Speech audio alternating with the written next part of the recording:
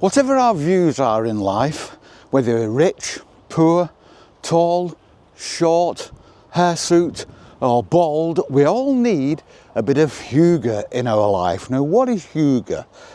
How much does it cost? Do I have to keep it in the fridge? Is it spreadable? Well, actually, Hygge is a noun, and it's Danish. It describes a way of life, a coziness, an environment, a feeling of friendship, coziness, conviviality, warmth, well-being, enjoying the good things in life, cozying up with a loved one, cozying up with a glass of something nice, by candlelight, in a warm room, in beautiful surroundings, in peace. That's Hygge, and we all need plenty of it in our lives. Now, a subscriber of mine mentioned Hygge a couple of weeks ago, or a few weeks ago, I can't remember now. If it was you, please make your presence known. But it rang a bell with me, and then I remembered talking about this, or at least mentioning it, years ago, literally years ago, when I was doing a video about Hygge. I hope I'm pronouncing that right, which is Japanese and means very much the same thing, not quite the same thing, but very much the same thing. And how do you attain this Hygge? Now, I know that I gently criticise some of these slow life, slow living channels here on YouTube, but I do actually like them. They're incredibly well crafted for the most part, and I watch a couple. I watch Poetry of Slow Life, and an American guy called Timothy Ward, who's very much like me, just wanders about in the countryside talking nonsense. They are nice, but they take Hygge and then put it on steroids. So we've got this fairy tale scenario with lots of candles and filigree wire candle holders, and every ball and every ornament in the house is harking back to a age of refined fairy taleness, and it almost makes it unattainable for Joe Soap in the street, or Joanne Soap in the street, who's got a busy life to live, who's got other commitments, who hasn't got the wherewithal, the time to create these scenarios, beautiful though they are. But you can still experience the coziness, the conviviality of Hygge. You can create it yourself. It's easy enough. You don't need anything fancy.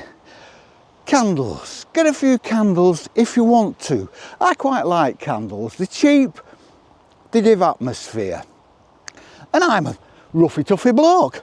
I spent my life working in the forestry, landscaping, worked on rigs, worked on oil rigs across the world.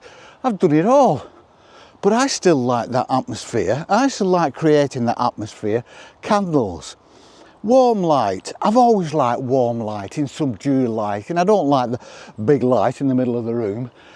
Nice warm lighting. Quiet. Music, quiet, ambient sounds, whatever, a nice throw, nice cushions. They're not expensive, you've probably got them anywhere. Sit in the quiet with a book. Take a bath with your loved one, with candles around the bath. It's beautiful. Glass of wine in the bath. We've all done it. And if we've not done it, then we should do, and carry on and do it as soon as you possibly can. And that's all it is. And it's this, creates this beautiful atmosphere. I do it, probably do it tonight. When everything's done and it's quiet and we've settled down, light a few candles, a book, a glass of wine, may put the telly on, may not, rather sit in the quiet. And you get this feeling of coziness and security and warmth and well-being. And it's great, and that's what it's about. When you watch these slow living, slow life channels, and we've all, people in the comments say the same thing, oh yeah, we watch them, but they're just too over the top with the running through the fields with the long hair and Laura Ashley dresses, baking cinnamon rolls while they're on the run.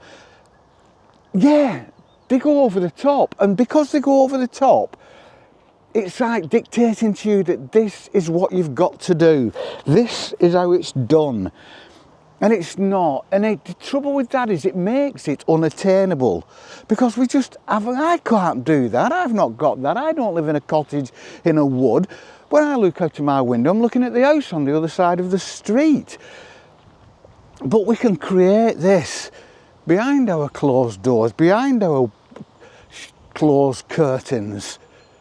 And we can create this lovely atmosphere. The atmosphere that relates to an old Danish noun. And you don't get much more traditional than Danish, Scandinavian. That's where a lot of these ideas and these feelings originated, because they were deep into nature and the gods, and worshipping nature and revering nature and understanding nature. And this is where it all comes from. And it's so easy to do. You can do it anytime, anywhere.